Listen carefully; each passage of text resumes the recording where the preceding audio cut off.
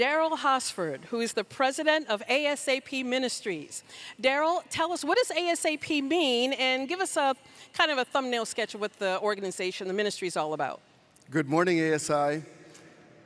ASAP Ministries means ASAP desires to spread the gospel across Southeast Asia as soon as possible. Our founder, Judy Aiken, worked in the refugee camps of Cambodia, ministering to the felt needs there in Southeast Asia, and realized what a need it was, and founded the organization as Adventist Southeast Asia Projects. And today we have an even greater focus.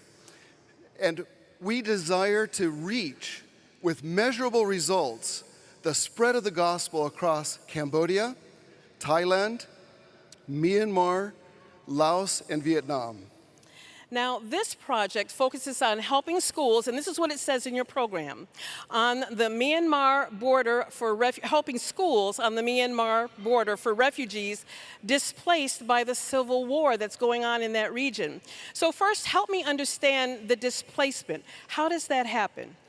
3 years ago, the military had a coup, and they put under arrest the initial forms of a democratic government. And since that time, the civil war has erupted across the country. Myanmar has always been a country of conflict, but in the last 3 years, it has intensified incredibly, so that homes and villages, entire villages, are destroyed in this military conflict of the civil war. And 3 million people are currently displaced, roaming through the jungles looking for shelter, food, medicine, and education. So how do these children then get to the schools without are their parents with them, or? Oftentimes what we're finding is the parents say, flee, go while you can, escape. They hear the military coming. And these young people will flee to the border areas where our mission schools are located, not even knowing if their parents are alive. How many children are we talking about? In these 32 border mission schools, we have around 5,000 students.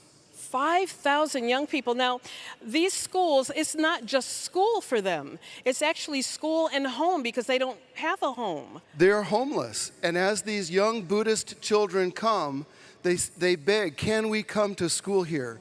Can you keep us? Can you feed us?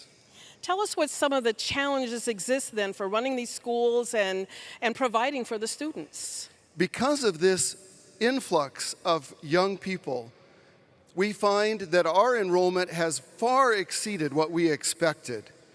The young people, some of our schools have increased 25%, a few of our schools 50%, a large new influx of young people. So we're needing infrastructure. We're needing places for them to sleep. We're needing dormitories, and even teachers. One school needs 20 new teachers right now. 20 teachers. Wow, that's a lot. So what we will gather from the offering will help provide that support. Exactly right. Wow, that's incredible.